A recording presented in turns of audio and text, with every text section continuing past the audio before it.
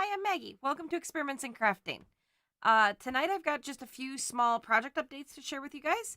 And then I've got a Leither Co box that I'm going to open. This is a subscription box that I just subscribed to and open from time to time on stream. So I just thought I'd open that up. And then it'll probably just be questions and answers for the rest of the evening. I don't have a huge agenda for tonight. I took a look back through some of the comments and suggestions, and I'm going to work on some of those ideas and getting those into the stream. But for tonight, I think we're just going to hang out and chat. A couple people saying hello in the live chat. Welcome. Thank you for joining me. And thank you for joining me to anybody who's not in the live chat right now. So I guess the first thing I'll start with is this little Amigami doll that I worked on the hair a bit on stream. I've worked on the hair a bit more since then, and then kind of chucked her off into a corner. So, like I mentioned, I'm trying to copy a character here, and so this was about as close as I could do on the character's hair. She's got front bangs, and so she's got kind of some that go down in the middle and some that come off to the side, and a little side pony. And so that's her hair kind of filled in a bit. I didn't do a fantastic job of trimming it back here.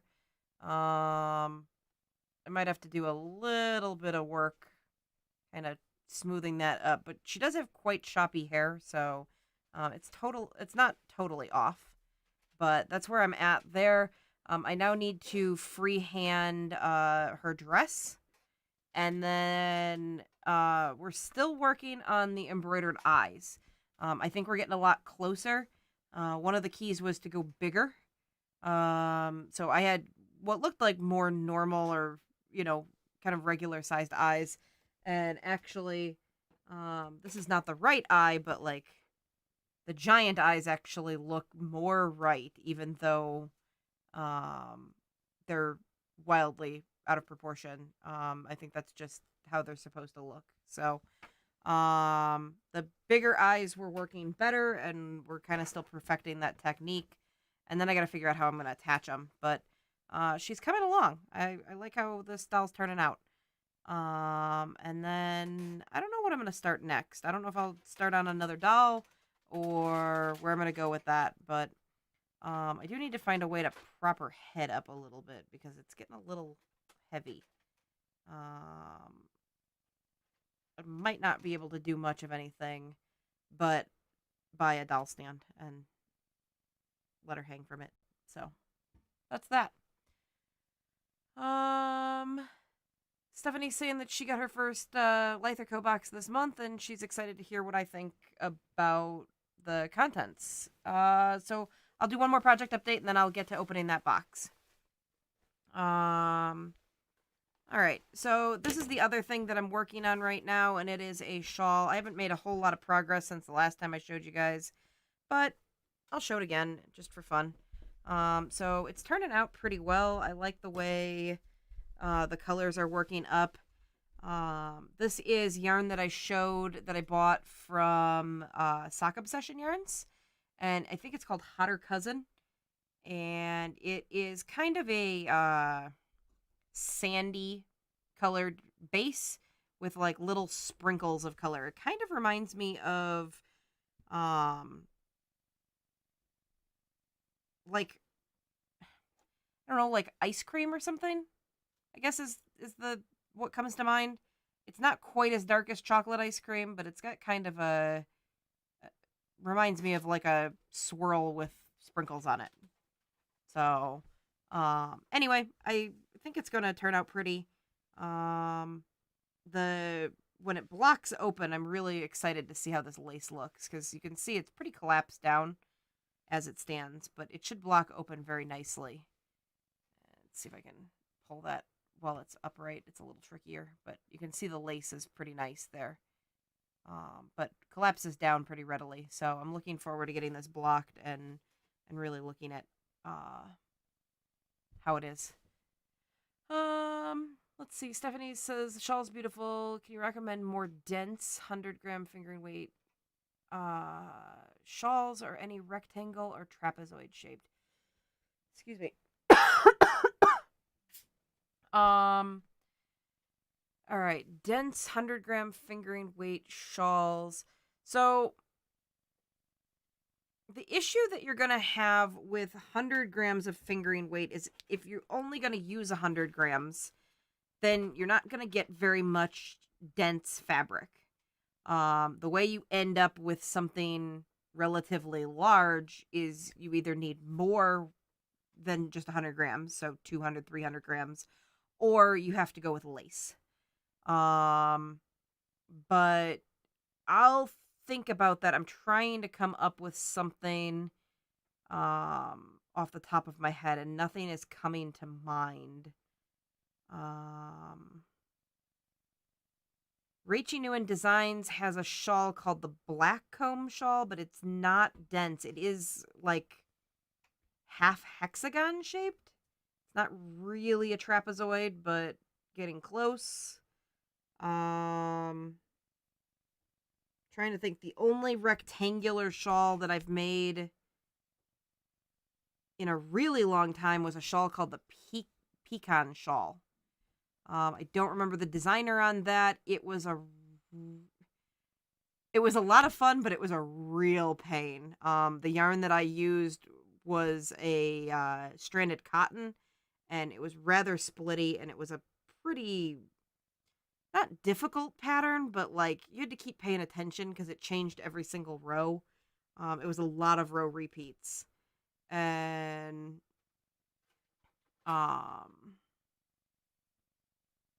yeah, it was just a lot of keeping track of things, and I ended up pulling a lot of stitches out, and that stranded cotton doesn't really want to be pulled out. I mean, it doesn't catch, it just has a tendency to kind of tangle up, and it doesn't like re-wrap up very well. Let's see, or maybe how to adjust a shawl pattern to be smaller. Like I see that they're 400 to 2000, and the pattern is written for 600. So usually when you need to adjust a pattern to be smaller, there's a point in the pattern where it tells you just to repeat for X amount of times and then do a border or something like that. And if you just want to make it smaller, all you really do is not as many repeats. You'll have to pay attention a little bit on the border because you won't do as many repeats there. But for example, this shawl here is a 4-row repeat at the point that I'm at. It's 3 rows of this like V-stitch lattice, and then there is a more dense like V-stitch, really, is all it is. And I can repeat that forever. So if I want this to be to 100 grams, that's fine. But if I want to go to 150, I can just keep going. And that's true of most shawls. Most of them get to a point where they're just repeating a section over and over again, and you can just keep going or you can stop. And you might have to omit a section, you might have to adjust your stitch counts, but generally you can find a repeat section and it'll say repeat this 11 times for a total of, 44 rows or something like that.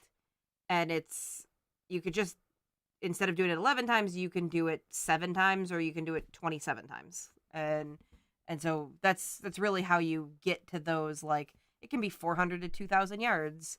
Well, you could make it as big as you want if you just keep working the repeats over and over again. And so that's the biggest thing. The other thing that I will mention is, well, here, I pull out my wedding shawl all the time. Chance it's not down here. Nope, it's here. I thought I wore it, but I did not. So, one of the things that I will point out on this is as you get out in a pattern, you don't get, how do I want to say this? This much of the shawl, so from the very inside to about here is 100 grams. And then this much of the shawl is the other 100. And actually probably about here. And so really what I guess I'm trying to get at is as you're growing out, you don't get as much depth, like, for the same amount of yarn. Like the square footage gets split, basically. So this, I guess what I'm getting at here is if I added another 100 grams, it would probably only add a couple of inches to this shawl. And so when you're trying to grow a pattern, you've got to be careful on the kind of pattern you pick. A rectangle obviously is going to grow relatively evenly. But when you get these shapes that go out, you don't get as much as it gets bigger and bigger and bigger. So in triangle shawls or in like a trapezoid or a half round like this one, every row you do is bigger than the last row and it takes up more yarn. And so you got to kind of keep that in mind too when you're adjusting patterns. Going from 400 to 600 is not a huge deal, but going from 400 to 800, that's almost 100 grams of yarn. Actually, 400 to 600 is still some deal. But 400 to 800 is a whole nother ball of yarn usually in fingering weight yarns. And so this is basically a 400 to 800. And if I had just stopped at 400, it would be basically this big. And it really only got this big. So I guess what I'm saying is you can get by with a lot in just that first 100 grams. And you might think like, oh, it could be gigantic if I went another 100 grams. And sometimes it's not as much as you think. So I don't really know where all that falls in, but it just kind of something to keep in mind that as patterns are getting bigger, you use more yarn per row and you get less additional rows. But like I said, the easy way to adjust that to make it smaller is just to omit repeats. So, all right. Well, I think I'm going to go ahead and open the Leither box. Grab some scissors. So normally these come in a green box that just has the label on the outside. I'm wondering if, like pretty much everything seems to be, the supply chain is in rough shape. I know I have a coworker who's having trouble buying furniture for her new house because the supply chain right now for a number of things are all out of whack. Just want to make sure there's no identifying information on the box. All right. Not as neatly packed as normal, but still I'm sure we'll be good inside. I think all that happened is the fold of the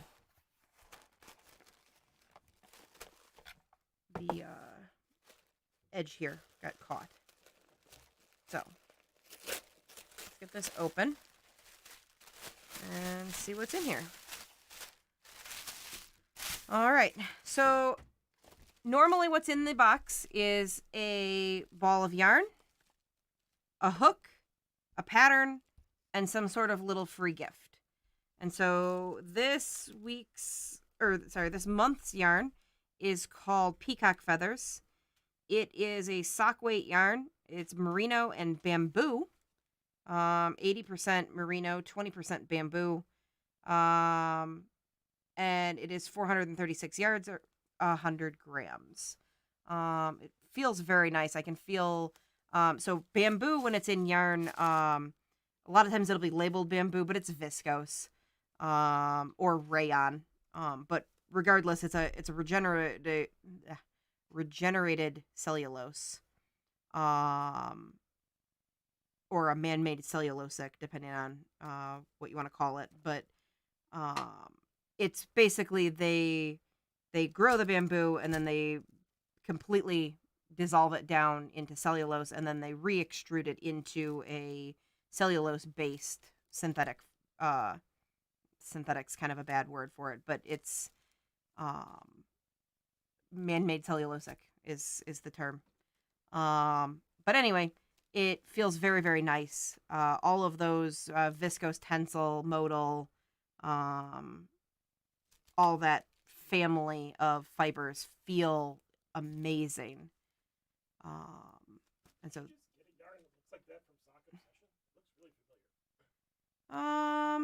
my husband's asking if I just bought a yarn like this from Sock Obsession.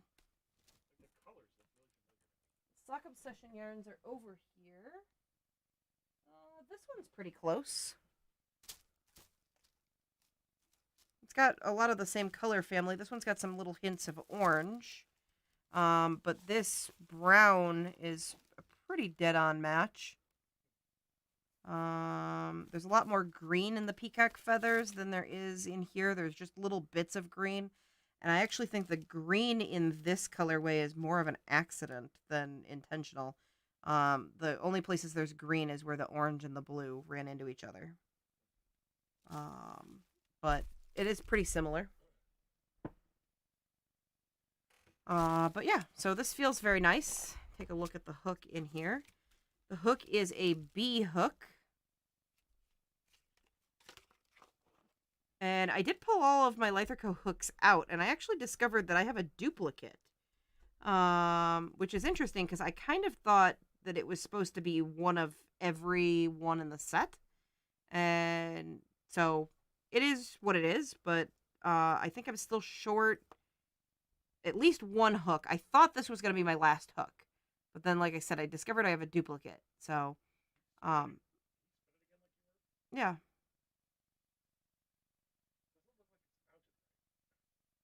Yeah, I think the tip might be ever so slightly crooked. Not terribly, but just a little bit. I think it's just a little bit tapering down. But feels really nice. I really like this style. I really like the style of hook handle, where it's kind of like I don't know. It's basically the profile if you took like Play-Doh and you squeezed it. It's basically, it fits in every groove in your hand. It would be like what would be left over in that shape. So it just feels really nice in your hand. Let me pull all of the hooks out. I pulled them all out to be able to. So these are all the hooks I could find. I have a suspicion that there's one more in my hook box, which I think is out in the car. But so this is the hook that I got tonight with the sort of ball shape end. There's also this flare shaped end down here. This one's pretty nice, but I think I still like this slightly smaller one. I do like the additional like bulk to it over the normal clover hooks. This one's just a little bit more bulk than I'm used to. And so I tend to use it for a little while, and then I'll switch hooks back to my clover hooks for a little while. This one is probably my least favorite style because it goes so narrow on this back end. And what I really like is the extra bulk to make my pinky not cramp down. And so usually what I end up doing is just choking up on this one a little bit more so that my pinky opens up. Because that's really where I have the issue with my clover hooks, is that I squeeze my hand too tight and my pinky will start to cramp. And so this one, if I choke up on it a little bit, it forces it open. But otherwise I can get my pinky pretty tight. And so that one's just not as useful for me. It's very pretty, but just doesn't solve the problem that I've got. Let's see. Twine Twiddler said that the yarn is gorgeous and loves the colors. Stephanie says that she loves the yarn colors. Her hook is a different color, but it's still natural wood. And there's a bunch of different natural colors this month. And how does the shape compare to furls? I have 2 of the streamlined swirls. I really like the size and shape. I have 1 streamline hook. It's usually around over here.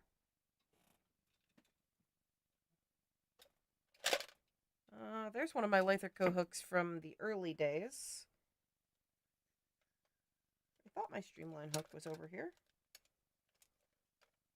It usually is. Oh well. I'm not totally sure where it's at, but I have mixed feelings. The furls hooks look very nice. The streamlined swirls are really pretty. They just don't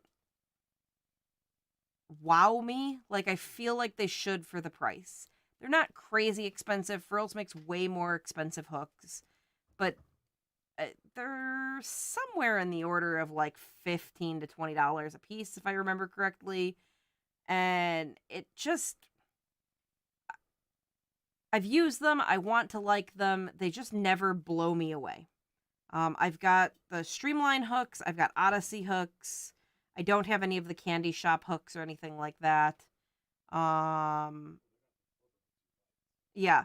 And then the other thing is the thing that really draws me to these hooks and well, just to these hooks and not towards um the Furls hooks is that I really like the Clover hooks. Clover, they powder coat or coat their hooks in some sort of magic that just makes them super super slippery, and they're just the nicest hooks I've ever worked with. I also really prefer an inline. No, I really prefer a tapered hook. And the Furls, I think, are a little bit more inline, which is that like. Let me look one more time and see if I can find a Furls hook. I don't know where they're at. Ah, here's my Odyssey hooks. Yeah, they are a little bit more inline. They're still a hybrid.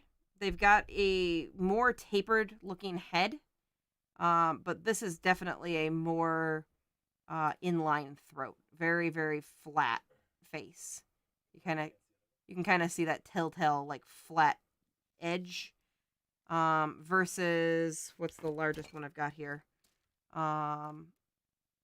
Versus that where you can see there's a little bit of a flat part, but it's really more of a tapered shape. So there's your. These are both technically, I think, hybrid hooks, where they didn't want to go too much in one direction so that they could appeal to the most amount of people. But I really just prefer the Clover metal. I really wanted to like these. They really do feel nice in the hand. They're very heavy, which is good for a while and then gets old. But yeah, I have not tried the Streamline swirls. I've got a wooden Streamline hook wherever it's at. But I haven't found that I really like the Furls hooks over Clover hooks.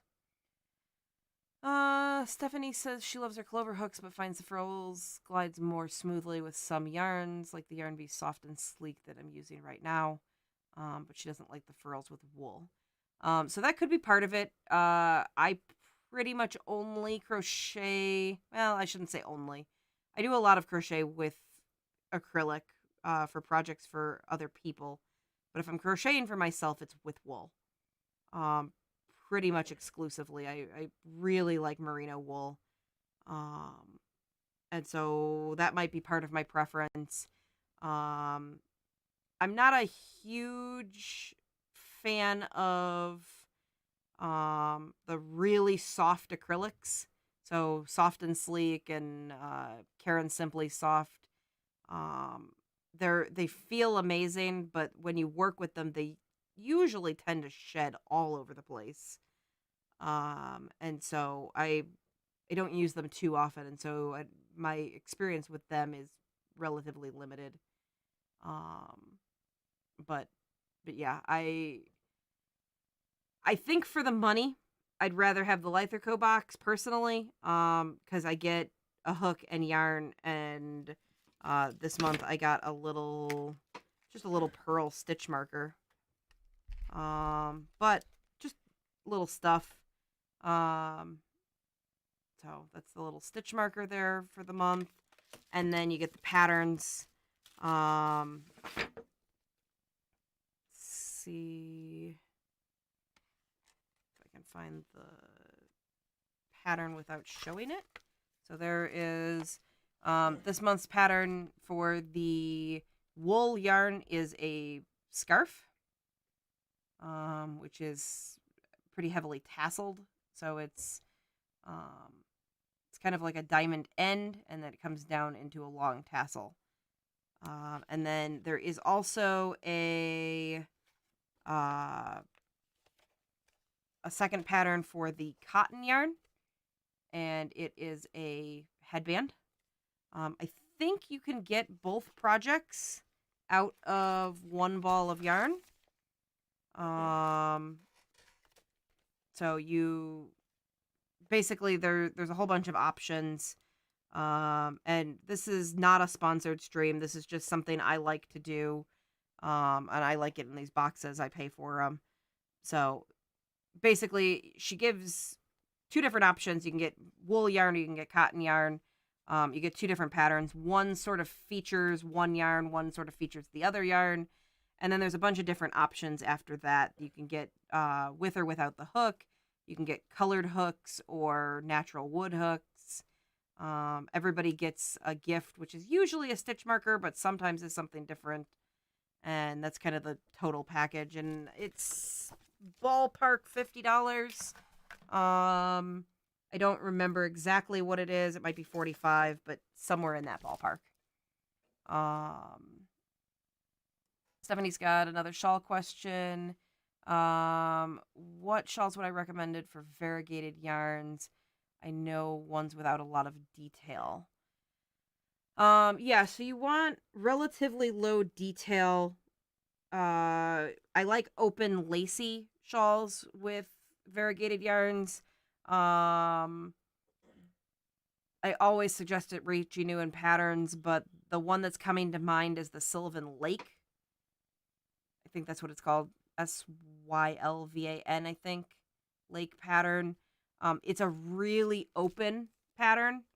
Yeah, that's what I said. I always suggest Rachie's shawls, but that's what always comes to mind. I'm a big fan of her shawl patterns. So that one in particular, that's the one that I need to remake.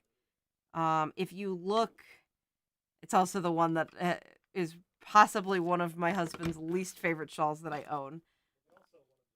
Yeah, it's equally one of the best and one of the worst shawls in his opinion. So I made a gray and light blue version of the shawl, and absolutely turned out gorgeous.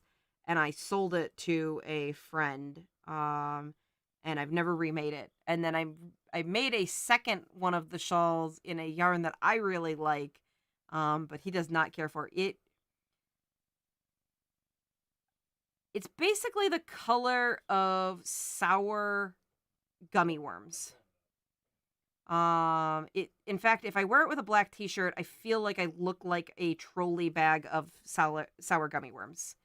We're gonna load the picture, but it's like neon pastels. And I thought it was really cool. It didn't turn out exactly the way I thought the yarn was gonna work up, but it was still pretty cool. So this is the good one. This is the one that was light blue and gray and white, and it turned out really pretty. But this is 100-gram fingering weight. It was a really variegated yarn, and it just worked up really pretty. It's just got a couple of solid ribs and then is mostly lace the rest of the way through. Worked up really fast, and this is the one that I like, but my husband does not. And in like neon pastels. So, again, still only 100-gram fingering weight, and that's on I think size 4 mannequin. And so you can tell it's pretty long, and like it blocked really, really open. It has collapsed over like time. It probably needs to be reblocked. It really probably ought to just be rewashed as well. But yeah, so that's what comes to mind on a very variegated pattern. What you probably don't want is patterns with a lot of detail and patterns with a lot of very dense stitches. And the reason I say that is because unless you're absolutely sure that it's not going to pool weirdly, You want to kind of get the colors away from each other rather than letting them bunch up on top of each other. Kind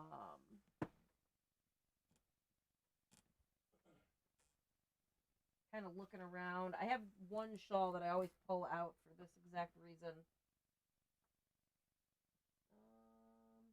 I don't know where it's gotten to, but you've probably seen it. It's a really bright purple and light blue shawl that I've got that pooled very strangely and ended up with these like splotches of color.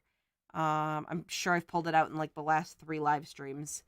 But when you get really dense, tight stitches, a lot of single crochet, a lot of double crochet without a lot of chains in there, you run the risk of pooling those colors together, and it just really it's not great in my opinion unless you nail it and it turns out perfect. But so variegated yarns, I like open, lacy, simple patterns. There's any number of them out there, but yeah, there's a lot in Stephanie's mentioning Rachel's patterns. She's got a lot of open, lacy, 100-gram fingering weight shawls that'll all be perfect for variegated yarns. So they are paid patterns, but I've generally found that they're absolutely worth it. They're well written and easy to follow, and so I've always liked her patterns, and I don't mind paying for a well written pattern. Let's see. Val said she wishes that she could use the pretty hooks, but they're too thick in her hands. I do find that too. So I'll use it for a while and be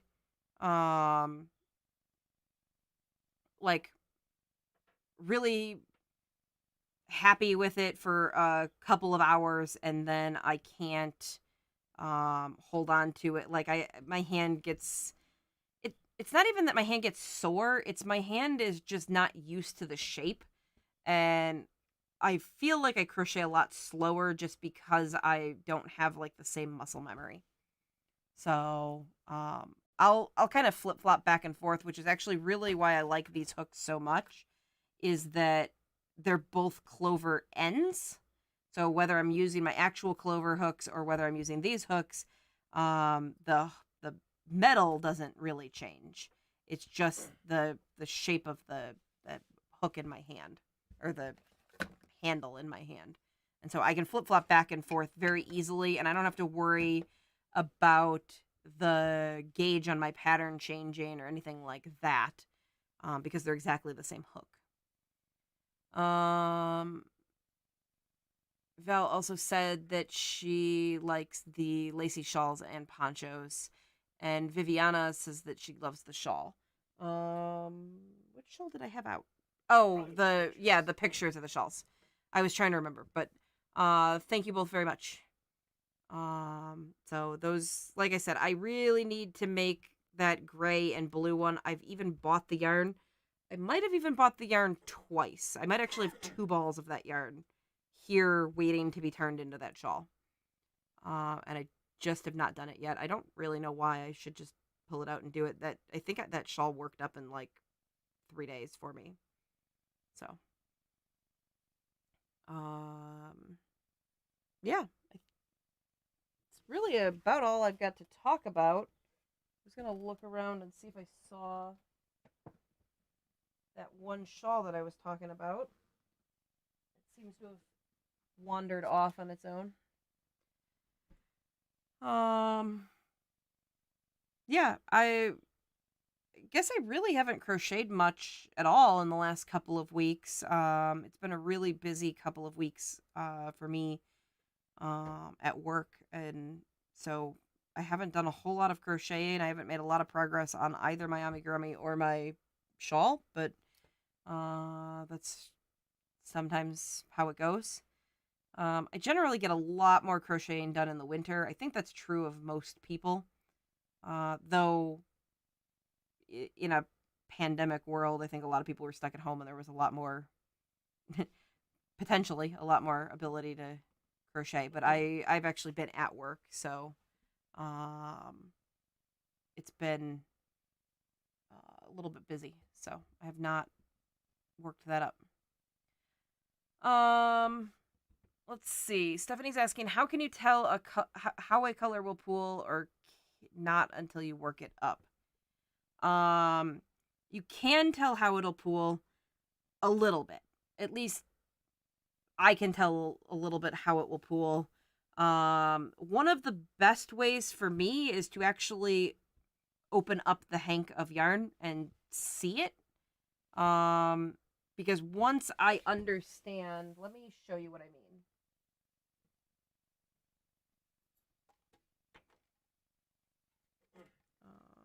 Let me rehank this. So this yarn came like this, and it's a little bit hard to tell what's going on here.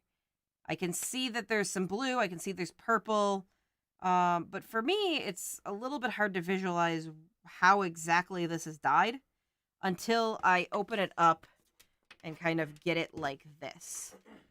And then I can start to understand that as I work this, every single time I make a loop with this yarn, it's going to have a tiny section of yellow, a tiny section of this gray, a pretty large section of purple.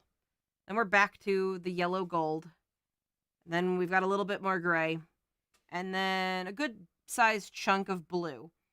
But if you think about how many stitches you can get out of this piece of yarn, it's really only going to be 4, maybe 5. And then you're probably only going to get like 2 of this color. And then you're maybe back to 4, 5, 6 of this color and another 2 of this gray. And so you can start to understand that it's going to be a good sized chunk. So maybe 7 stitches here of purple, and then 2 or 3 or so of a gray, and then a chunk of gold, and another little blip of gray, and another chunk of blue. And so as you're working along that row, you're going to have chunk, chunk, chunk, chunk, chunk, and then repeat. Chunk, chunk, chunk, chunk, chunk.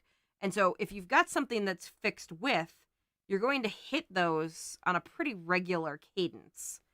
So as you're turning and working back and forth on, say, a scarf, you're going to end up with those bunched together.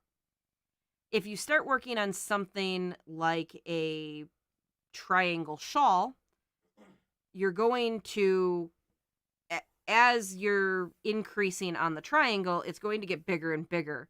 And so those chunks are not going to line up quite the same way as you increase. And so you might end up with some pooling towards the center and less pooling or a change in pooling as it's getting bigger. And so you've got a little bit of just kind of got to keep in mind how the pattern is going to work and how it's going to flip-flop back and forth.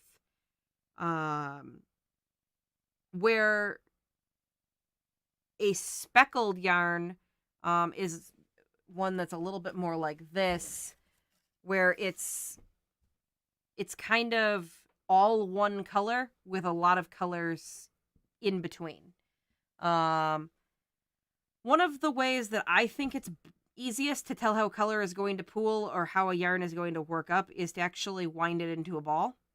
If you have that option. If you're, buying online, it's a little bit tricky. But if you wind it into a ball, I can see here that like the general tone of this yarn is all one color. There's not a bunch of change in like chunks or in layers.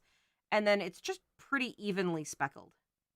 This yarn would not ball up like that. This yarn will ball up chunk, chunk, chunk, chunk, chunk. And so I can tell that it's going to work up just like that. Where you'll see sections of yarn kind of gathering together. And then your last option really is like a gradient yarn. In that case, when you lay it out like this, you're basically only going to see one color on top. But if you flip or you pick this section up, you should have this piece is a color, and this piece is a color, and this piece is a color, and this piece is a color, but you have the whole gradient in your hand. Like, you would see the whole gradient right here. Versus a bunch of colors in a ring, that's a variegated yarn. So, hopefully that helps a little bit. I did notice there is a yarn dyer called Yarn Over New York, YONY. She has a video that just went up. I have not had the opportunity to watch it, but I've watched a couple of her other videos and they've been pretty good. On understanding, very similar to what I just talked about, understanding how a yarn works up from a skein, just from a dyer's perspective. So she might have additional information, but like I said, I actually haven't watched that video, but I did see it pop up the other day, and noted that I should probably take a look at it. So, but yeah, kind of a similar vein to what we just talked about. Is the Leither Co. one considered variegated? The colors look even in the scarf picture. I don't really know if I know exactly what variegated means, but I basically use it for anything that's multicolor that's not speckled. So not gradient, not speckled. If it's multicolor, it's basically variegated.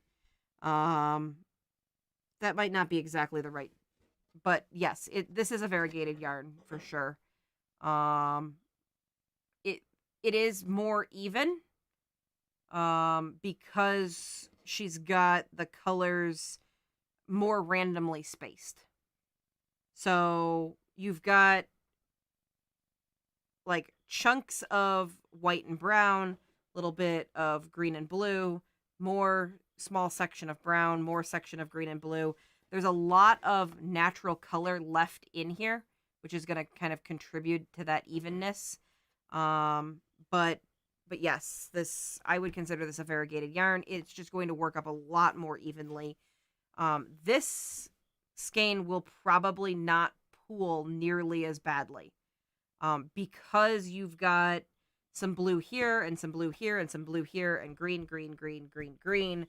And so if this section of green starts pooling on top of each other, it won't be noticeable because this section of green and this section of green and this section of green will all distract from it. So when you actually look at the whole thing, it's not going to look, how do I want to say this? It is going to pool, but you're not going to be able to notice it because there's too many sections all pooling as well. So the colors still will kind of build on top of each other. There's just going to be too much chaos. This one will work up much more evenly. Jane says that she thinks variegated is just short bursts of color, which this still is. It's just the bursts are more evenly distributed, where these bursts of color are pretty much chunks. If there was some gold in here and some purple in here and some blue in here, this would work up a lot more evenly. That's the type of variegated yarn that you can make into something solid without it being a problem. So this, she offered a relatively solid scarf. This would be fine for a cowl. This is destined to be something either worked in very short rows so that your pooling is deliberate, or worked in very open lace, so that you prevent it from pooling as much as possible. This yarn is another one of the Sock Obsession yarns. This one should ball up very similar to this one, and it should be closing in on a speckled yarn.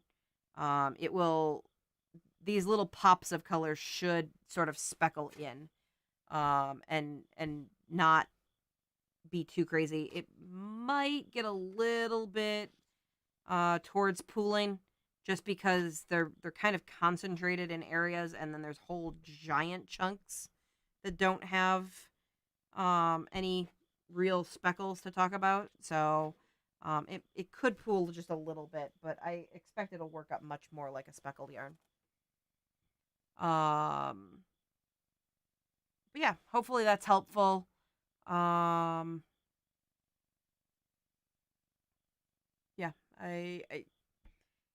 it takes a little time getting used to hand dyed yarns and really understanding what you're looking at, because something might look absolutely beautiful hanked up, and often looks really, really good as a hank, and then you open it up and you're like, how in the world is this going to work up, and what am I going to do with it? Because it's going to have these weird little bursts that just are not going to work. There's trying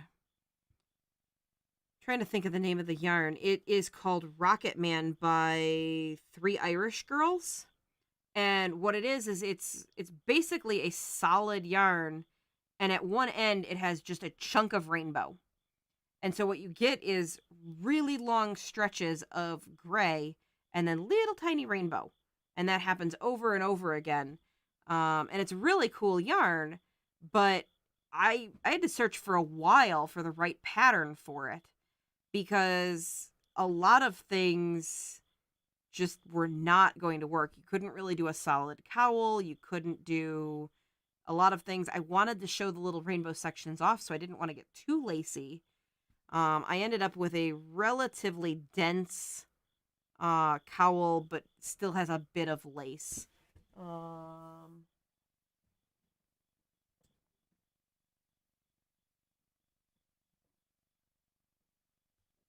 Look real quick and see if I got it down here. I don't think it is down here. I did find the other shawl that I was talking about. This is where I was saying that if you work a really dense stitch pattern with a variegated yarn, you can end up with some pretty gnarly color pooling.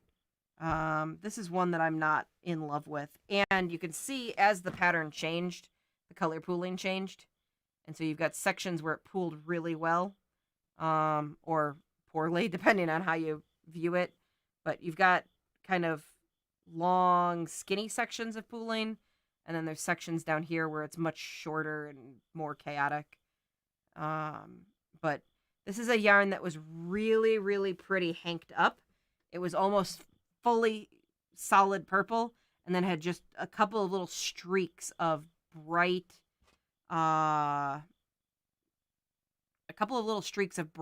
blue, and it looked really cool. And then when I unhanked it, I was like, oh no. I have no idea what I'm going to do with this. I tried that shawl. That was a really cool shawl, but that was so not the yarn for it. I have one outfit I can wear that cowl with. And then other than that, I don't really wear, shawl with. And other than that, I don't really wear it.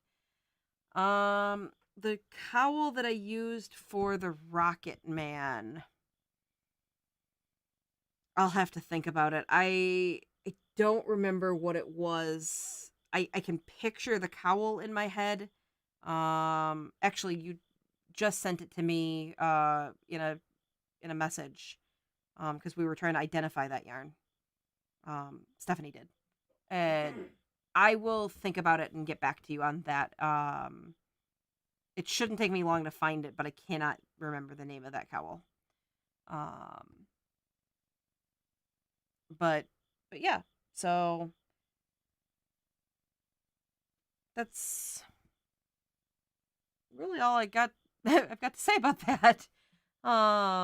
If there are other questions, or we want to keep talking about more yarns and more variegated colorways, or what to do with them, or different types of dyed yarns, I'm more than welcome to dive into that. But yeah, trying to think where that cowl might be. Um, Stephanie's asking if anyone has any Halloween, autumn, or Christmas projects planned. Trying to think.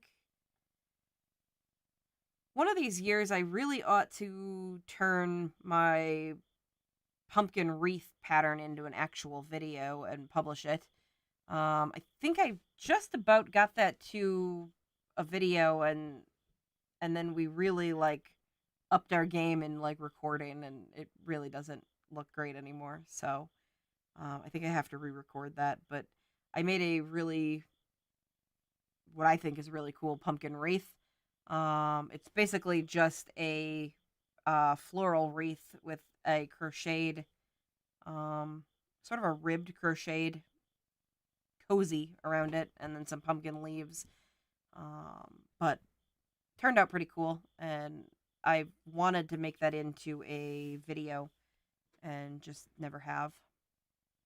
As far as Christmas projects go, I usually make some hats and some fingerless gloves for various people. But I don't have anything major planned this year. Um, yeah, I do have a lot of hats made. We made a lot of hats from the knitting loom, the circular knitting machine, I guess. So, we could give a lot of hats away.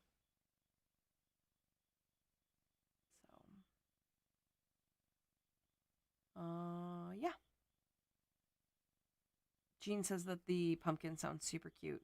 I've always liked it. I don't actually know where it's at. I would pull it out. It's probably packed away with the fall stuff. It's about time to get my fall stuff out. I think fall is officially like this weekend, right? The first day of fall is sometime. So, um, it's about time to decorate. I really like fall decorations. Our house already has pretty, um, a lot of burgundy and oranges and jewel tones about anyway. And so yeah, we have a big, well, it's not even a painting. We have a big, like, copper sculpture of fall leaves. Yeah, we do have fall leaves painting as well. Um, and so I really like decorating for fall, and then I leave it until usually the day after Thanksgiving, and that's when I decorate for Christmas. And then Christmas I leave till about June. I'm really bad at taking Christmas decorations down. It's usually closer to February, realistically, but it's been later. So, um, Jean says it's such an odd time for all of that, as the lockdown makes it super weird to shop. Yeah, I haven't done a very good job of decorating through. Well, I was decorated really well for St. Patrick's Day, and then Easter kind of came and went without a lot of fanfare. And then sometimes I decorate with like sort of summery decorations and stuff, and I didn't really do that. And so the house isn't particularly decorated right now. So I'm looking forward to dragging all my fall stuff out. Um, so I have an excessive amount of fall decorations because we got married in the fall, and so there's a lot of stuff um, that we acquired for decorating for that. So it's usually like a whole weekend affair to decorate for fall. So Jane says she used to keep Christmas lights hung up year round. We hung Christmas lights, and then they were the kind you could change into different solid colors. And so I think I changed them to blue once we got to January, and then I changed them to red once we got to February, and then I think we finally got them down. But I could probably have gotten through March with if I could change them to green for St. Patrick's Day, but or we could have just unplugged them. But I was having fun letting them be lit up. So, June says her friends and family love anything homemade, so she's really lucky. My family's really likes getting some of the homemade stuff. So they like hats, they like blankets. Usually I'll just do like a crochet edge blanket or something like that. Um, but generally people seem to be pretty appreciative of the homemade stuff. Um, so yeah, I don't think I've had anyone disappointed in something I've made, or at least they were polite enough not to tell me. Um, Val says that Halloween's her favorite, and oh, as is all of fall. Um, yeah, I really like Halloween. Um, I really get into Halloween movies, like kids Halloween movies, though. Big Nightmare Before Christmas and Hocus Pocus and whatnot. So I watch a lot of Halloween movies right around Halloween. Um, Gene has a random question. Have I checked out the Craft Smart yarn at Michael's? Stuff made in Turkey. It's actually kind of squishy and pleasant. I think I've handled some of it. I don't know that I've got much of it around. Um, but the I guess I I probably don't have enough of it to have formed an opinion, but it does seem that more and more yarns are being made in Turkey, so that's not surprising. Especially a lot of the big box acrylics. So if you actually go in and look at, well, all of Ice Yarns is from Turkey. Um, the Lion brand mandala yarns are almost exclusively made in Turkey. A bunch of the Red Heart yarns are made in Turkey. Some of them are made in China. But it it's not surprising to me that it's made in Turkey, and it seems like the vast majority of the stuff coming out of Turkey seems to be pretty good stuff. Um, she's saying that she could not deal with the original stuff; it was awful. So it looks like they must have made some improvements. Though I will caution you, I know at least with Red Heart Super Saver, there are certain colors that are nicer than other colors. So you can go in and there might be 25 colors on the shelf, and 10 of them will be tolerable, and 15 of them will be utter trash. And I don't know why that is. I don't know if they're coming from different mills or if the dyes themselves feel different or what it is.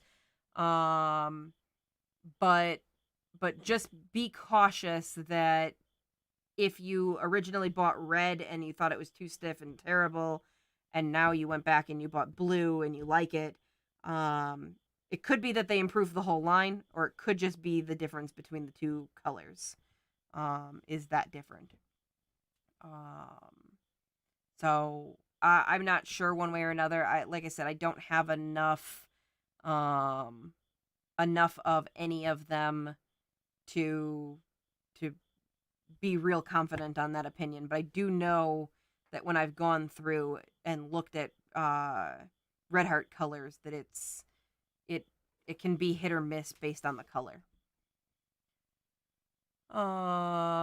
Let's see. Stephanie said her birthday is Halloween. Well, happy early birthday. I'll have to remember that for later on. And then she also asked if I have favorite men's fingerless glove pattern. The short answer is no.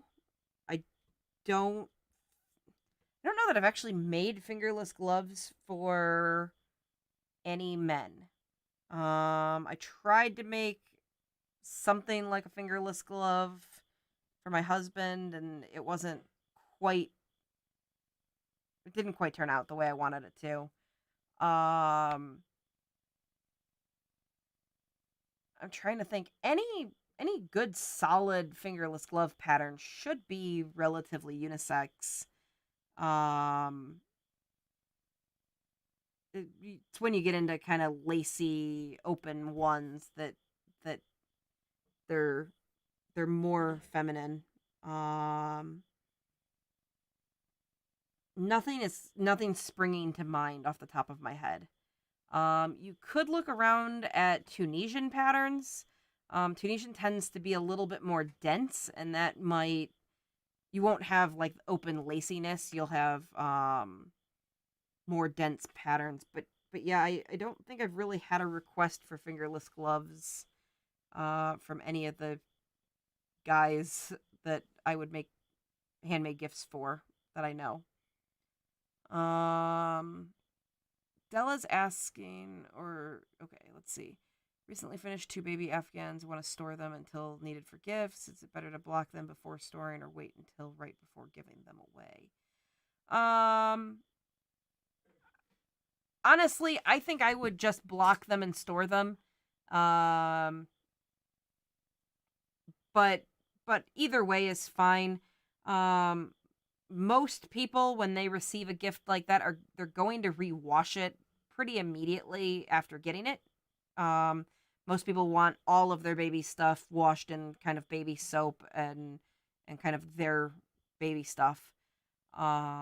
So I wouldn't worry too much about blocking it now and then storing it. And I don't think you'll have to wash it again before giving it because it will get washed immediately after getting received. But I guess the one thing that I would caution or just worry about slightly is really, really make sure it's dry before you store it. So you're gonna block it. You're gonna probably get it wet unless you're gonna steam block it. But steam's still wet. But uh, you just want to make sure it's dry so that you don't fold it up and store it and it get like moldy or mildewy in the center. And blankets tend to take a pretty long time to fully air dry. So, that that was what my husband was mentioning is no UV. So you want to store it like after you block it, you want to store it out of the light. So, in either a dark bin or in a darker area so that it doesn't fade or anything like that. Yeah. Um, yeah, and then if it's acrylic fibers, you don't want it to get all hard and crunchy or anything on you. Presumably, you're not storing it for a extended amount of time. Though I'm not sure if you're just storing it for a few months until it's time to give it, or if you're just making them ahead for the future without a targeted recipient.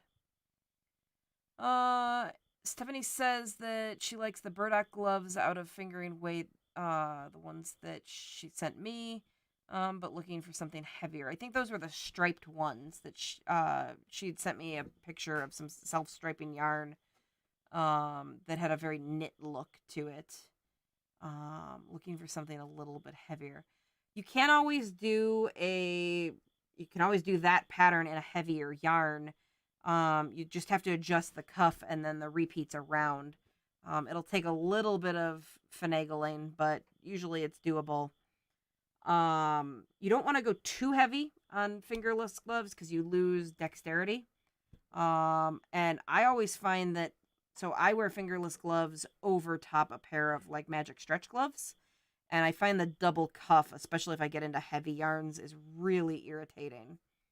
And so I guess just be a little bit careful there. You don't go too heavy, but obviously, excuse me. Obviously, you can go up from fingering weight. I just wouldn't go too much past a DK weight. Let's see. Jean says, "What about a men's tie? I've been thinking about that lately." I think I've seen a couple of patterns for crocheted men's ties. I think generally they're worked with very fine yarn, but that's a thing that does exist. I don't have any patterns off the top of my head. I haven't made any, but I do believe I've seen that. Should be relatively easy to make. I mean, it's just a flat strip unless you want to make it such that the knot is crocheted so that it doesn't come undone. But basically like make a clip-on tie. But yeah, I do believe I've seen crocheted men's ties. I would imagine an internet search or Ravelry search would find you some patterns. But I don't have any that I know of off the top of my head. Fiber Spider has a pattern for moss stitch fingerless gloves, which was a suggestion from Runaway Needle Red, and Stephanie just thinking. Yeah, obviously I'm more tired than I thought I was. I'm yawning in the middle of the stream. I'm gonna do it again here in a second.